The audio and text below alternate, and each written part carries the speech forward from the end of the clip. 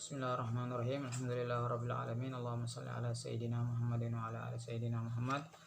Faqala al-mu'allif rahimahullah hafizahullah wa nafa'ana bi al-umi fi darin amin. Bab zakatil fitr. Bab ini menjelaskan tentang zakat fitrah. Sebagaimana kita ketahui bahwa setiap umat Islam yang melaksanakan ibadah puasa di bulan Ramadan, nanti di akhir bulan Ramadan itu atau malam Idul Fitri, kita semuanya diwajibkan untuk mengeluarkan zakat. Dalam hal ini bukan zakat mal, tapi namanya zakat fitrah, yang mana berbeda dengan zakat mal. Kalau zakat mal itu dia menunggu sampai ada jenis zakat mal, barang yang dikeluarkan zakatnya itu menunggu sampai 1 tahun, ada yang dikeluarkan setiap kali mendapat hasil. Nah, kalau zakat fitrah ini adalah sebagian dari makanan pokok yang wajib kita keluarkan, hanya ada di bulan Ramadan. Kemudian diwajibkan atas setiap orang yang meskipun dia tidak puasa, setiap orang Islam yang dilahirkan di bulan Ramadan, itu wajib atas dirinya untuk dikenakan zakat fitrah, yang dalam hal ini nanti dibayar oleh walinya atau orang yang menanggung tanggung jawab orang tersebut. Seperti seorang ayah, kita memiliki anak yang dilahirkan di bulan Ramadan, meskipun di tanggal 29 Ramadan dia sudah kena zakat fitrah, ataupun dia lahir di awal bulan Ramadan, dia pun kena zakat fitrah. Tapi kalau umpama ada orang meninggal sebelum masuk bulan Ramadan, maka dia tidak dikenakan zakat fitrah. Atau orang baru lahirnya itu di bulan Syawal, maka dia tidak dikenakan zakat fitrah. Yang orang kena zakat fitrah hanya mereka yang dilahirkan di bulan Ramadan. Dikatakan oleh pengarang, summiya bidzalika li'annaha tajibu 'inda fitrin nasi min shaumi Ramadan. Disebut dengan zakat fitrah karena zakat ini dikeluarkan ketika seseorang orang Islam telah keluar atau menyelesaikan ibadah puasa Ramadan. Jadi dia disebut zakat fitrah karena dia dibayarkan setelah ibadah puasa Ramadan itu diselesaikan. Kemudian dalam mengeluarkan zakat fitrah ini, para ulama membagi waktu-waktu di mana kita dianjurkan untuk mengeluarkan zakat. Artinya waktu-waktu kita mengeluarkan zakat fitrah itu khusus di bulan Ramadan ini dibagi oleh ulama. Ada yang saat itu harus dikeluarkan, ada yang saat waktu tertentu itu wajib harus dikeluarkan. Kemudian ada waktu di mana meskipun wajib tapi dikhususkan untuk mendapatkan pahala yang besar, yang disebut waktu fadilah, waktu yang paling utama. Ada lagi dia wajib membayar zakat, tapi ketika kita keluarkan itu tetap dia disebut zakat fitrah, cuma kita sudah masuk ke waktu makruh, waktu yang sebenarnya lebih baik jangan dikeluarkan saat itu. Kemudian ada waktu yang diharamkan kita keluarkan zakat fitrah. Waktu yang diharamkan, maksud haram di sini adalah sah, tapi haram hukumnya kita keluarkan zakat fitrah. Lalu sekarang kita bahas waktu-waktu tersebut. Kapan zakat fitrah itu dia langsung dikenakan kewajiban, waktu wajib, yaitu in iqaduhu inda ghurubi syamsi akhir yaum min Ramadan ila ghurubi syamsi yaumil Id. Zakat fitrah itu dibayarkan, hukumnya wajib dibayarkan sejak terbenamnya matahari hari terakhir bulan Ramadan. Sejak terbenam matahari terakhir bulan Ramadan, maka sudah masuk waktu wajib untuk dikeluarkan. Sampai kapan? Sampai terbenamnya matahari yaumil Id, hari Idul Fitri. Sampai terbenam matahari masih dikenakan hukum wajib. Tapi nanti wajib itu ada wajib makruh, ada wajib haram, ada wajib fadilah, ada wajib yang utama. Jadi yang pertama, zakat fitrah sudah menjadi wajib dikeluarkan ketika terbenam matahari hari terakhir bulan Ramadan sampai terbenam matahari hari Idul Fitri. Nah, kemudian kapan waktu yang paling afdol? Waktu fadilah. Waktu fadilah itu dikeluarkan qabla sholatil Id. Nah, ini jarang kita lakukan di tempat kita ini, di di tengah kita di KI ini jarang kita melaksanakan seperti ini. Padahal mengeluarkan zakatul fitri yang paling afdol itu adalah qabla sholatil Id. Sebagaimana dilakukan oleh Rasulullah SAW dan para sahabat. Nah, kita di sini kita mengeluarkan di malam hari mungkin karena kita memperhatikan kesibukan dan itu tidak jadi masalah. Tapi kalau ditanya kapan waktu yang paling afdol, maka yang paling afdol adalah dikeluarkan sebelum sholat Id. Kemudian dia akan berubah menjadi makruh jika ta'khiruha an salatil Id ila ghurubis syams. Dan zakat fitrah dia akan berubah menjadi makruh. Tetap disebut zakat fitrah, memenuhi syarat, tapi waktu mengeluarkannya itu dihukumi makruh jika kita mengundurkan sampai selesai orang sholat Idul Fitri. Sampai selesai orang sholat Idul Fitri, dan itu harus ada maslahah, karena ada maslahah. Kalau tidak ada masalah maka hukumnya menjadi makruh. Umpama kalau ada maslahah, ada alasan. Nah, kenapa kamu belum bayar zakat fitrah? Saya belum zakat fitrah sampai selesai Idul Fitri karena saya belum mendapatkan orang yang layak untuk menerima itu. Maka itu tidak jadi makruh. Tapi kalau umpama ada orang kemudian ditunda-tunda karena memilah dan memilih dan sebagainya, maka dia menjadi makruh. Kemudian kadang-kadang zakat fitrah itu sah tapi haram dikeluarkan. Jika ta'khiruha an yaumil Id, dia menunda sampai matahari terbenam. Selesai matahari terbenam Idul Fitri, dia baru dia bayar zakat fitrah. Itu hukumnya menjadi haram.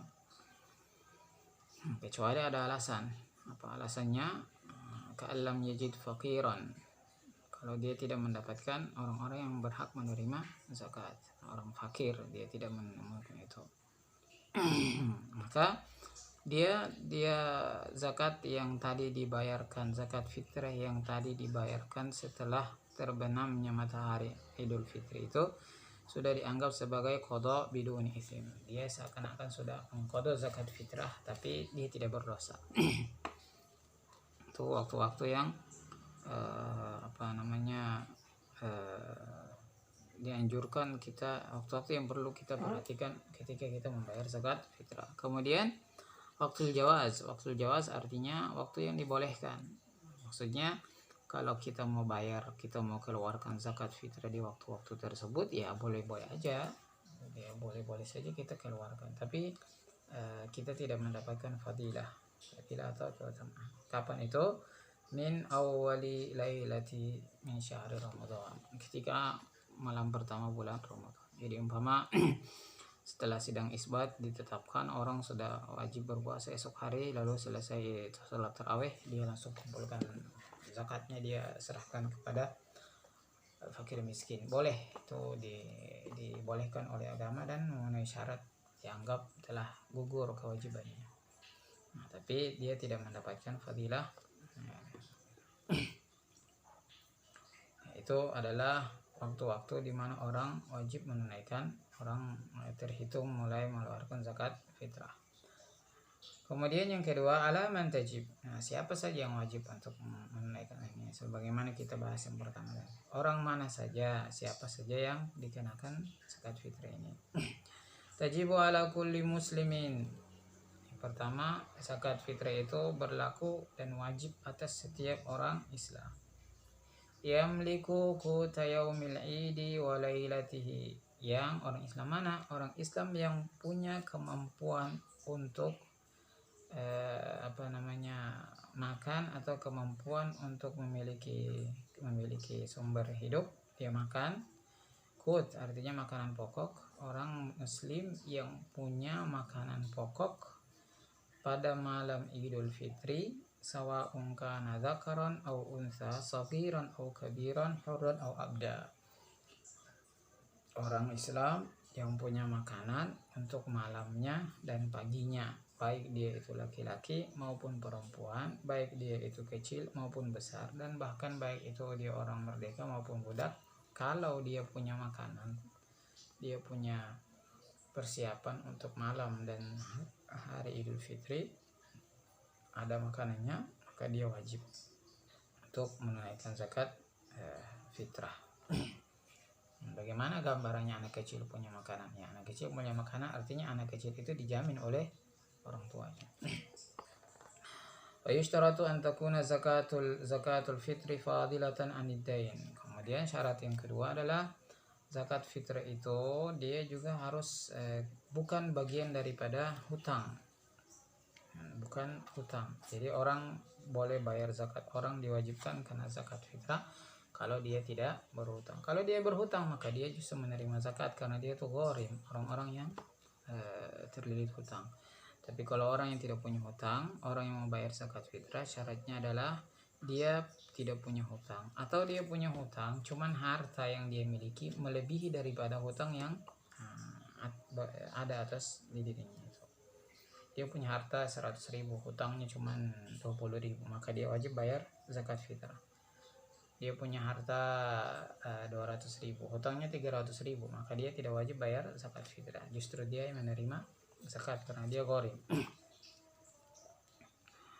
Kemudian berapa jumlahnya, kadarnya berapa? Kadarnya adalah sa'un an kulli syakhsin. Sudah disebutkan kemarin itu tentang fidyah bahwa satu sok untuk setiap orang. Satu sok ini ukurannya berapa? Ay arba'atu amdadin bimuddin Nabi sallallahu alaihi wasallam. Satu sok itu sama dengan 4 mudnya ukuran takaran Nabi Muhammad sallallahu alaihi wasallam. Itu sama saja, wa huwa ma yusawi halian, saat ini sama sekarang ukurannya sama dengan 2,75 kg. Jadi dalam mazhab Syafi'i, pendapat yang paling kuat ini adalah kita bayar zakat fitrah itu 2,75 kg. Bagaimana dengan orang yang bayar zakat cuma 2,5 kg? Itu bagus, cuman orang bilang pas-pasan. Itu terlalu pas, tidak berdosa tapi terlalu pas-pasan. Lebih baik dilebihkan. Sebagaimana di sunnah, ya sesuai dengan sunnah Rasulullah SAW. Karena ukuran mud ini kadang-kadang ada mud Madinah, ada Mesir. Jadi yang 2,5 itu bisa jadi itu menggunakan Mesir. Sedangkan untuk Madinah mudnya Rasulullah SAW adalah 2,75 kg. Itu adalah hal-hal yang perlu diperhatikan dalam masalah zakat fitrah. Kemudian ada beberapa kaidah yang perlu diperhatikan. Yang pertama, kullu man talzamuhu nafqatu ghairihi talzamuhu fitratuh. Siapa saja yang dia di atasnya jaminan untuk menafkahi seseorang, maka orang itu pula, orang tadi pula yang juga di atasnya diwajibkan zakat fitrah. Contohnya kita punya istri kita adalah orang yang wajib kita berikan nafkah. Anak kita adalah orang yang wajib kita berikan nafkah. Orang tua kita yang sudah tua renta adalah orang tua kita adalah orang yang wajib kita berikan nafkah. Maka sebagaimana wajib atas kita nafkah mereka, maka wajib juga atas kita zakat fitrahnya mereka. Itu perlu diperhatikan supaya jangan sampai giliran datang bayar zakat fitri kita cari-cari alasan, oh itu bukan tanggung jawab saya, oh itu dia sudah punya penghasilan dan begini dan begitu. Tidak, meskipun istri itu punya penghasilan, meskipun anak itu punya penghasilan, tapi kewajiban seorang ayah, seorang suami atas istri dan anaknya itu tetap berlaku di dalam Islam, sehingga dia pun yang wajib untuk membayar zakat fitrah orang-orang tersebut. Sebaliknya, man la talzamuhu nafaqatu ghairihi la talzamuhu fitratuh. Orang yang tidak menjamin atau tidak menanggung kewajiban orang lain, maka dia juga tidak wajib untuk menanggung zakat fitrah orang lain tersebut. Itu perlu diperhatikan. Lalu apa saja yang harus dikeluarkan? Keluarkan jumlahnya sudah tadi itu 2,75, itu muidnya Nabi Muhammad SAW. Tapi apa yang kira-kira materinya apa? Materinya adalah min ghalibi qutil balad, yang makanan yang dimakan oleh orang di negeri itu. Min ghalibi qutil balad, dari umumnya makanan pokok negeri tersebut. Sehingga umpama kita orang Indonesia makanan pokoknya beras, ya kita keluarkan beras. Kalau kita lebih ke lokal, kita orang ke makanan pokoknya ambal, ya kita keluarkan ambal. Artinya secara umum mayoritas orang di situ makannya apa, ya itulah yang wajib dikeluarkan. Nah, kemudian sering diperdebatkan adalah masalah keluarkan zakat itu, zakat fitrah itu dengan beras atau dengan uang. Nah, kalau kita mau menggunakan pendapat yang paling kuat adalah kita menggunakan beras, kita menggunakan makanan, karena itulah yang sesuai dengan sabda Rasulullah Sallallahu Alaihi Wasallam. Tapi ada sebagian orang mengatakan, yang kita pakai uang saja lebih praktis. Nah, sebagian orang mengatakan menggunakan uang itu praktis, tapi dia menyalahi dalam mazhab Imam Syafi'i radhiyallahu anhu. Lalu solusinya bagaimana? Solusinya sederhana. Solusinya adalah badan amil zakat atau panitia zakat, dia menyiapkan beras. Dia menyiapkan beras, yang mana beras itu tidak boleh dari uang zakat yang dikumpulkan, tapi dia cari uang sendiri, dia modal sendiri, dia siapkan beras. Kemudian ketika orang datang membawa uang untuk membayar zakat fitrah, maka diarahkan untuk membeli beras, tapi jual belinya tidak boleh di masjid, harus di luar masjid. Diarahkan mereka untuk membeli zakat beras itu. Dari setelah membeli beras itu, kemudian berasnya itu dijadikan sebagai zakat fitrah. Itu repot ya, bukan masalah repot dan tidak repotnya, tapi dalam menjalankan aturan Islam kita harus konsisten, kita harus istiqomah. Kalau dikatakan menggunakan makanan pokok, ya kita pakai makanan pokok. Kalau kita mengikuti mazhabnya yang mengatakan pakai uang, ya harus kita dari awal pakai uang.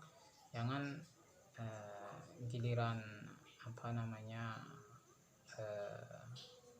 yang ringan kita ambil, yang berat kita tinggalkan. Karena semua hukum yang digariskan oleh para ulama, khususnya 4 mazhab itu ada dasar hukumnya, ada konsekuensinya, dan mereka itu mujtahid. Kita ini awam, kita ini muqallid. Muqallid itu adalah orang yang hanya mengikuti para mujtahid. Kita tidak berhak untuk mencampur adukan pendapat mereka, kita tidak berhak untuk mengomentari atau mencari kesalahan mereka, karena mereka itu level keulamaan mereka itu lebih tinggi daripada kita. Dan alhamdulillah di antara nikmat Allah Subhanahu wa taala adalah Allah menciptakan mereka untuk menjadi wasilah, menjadi perantara kemudahan bagi kita, sehingga kita yang ingin menjalankan ibadah dalam Islam mengikuti mazhab Imam Syafi'i, ada caranya. Kita mengikuti mazhab Imam Syafi'i, ada dalilnya.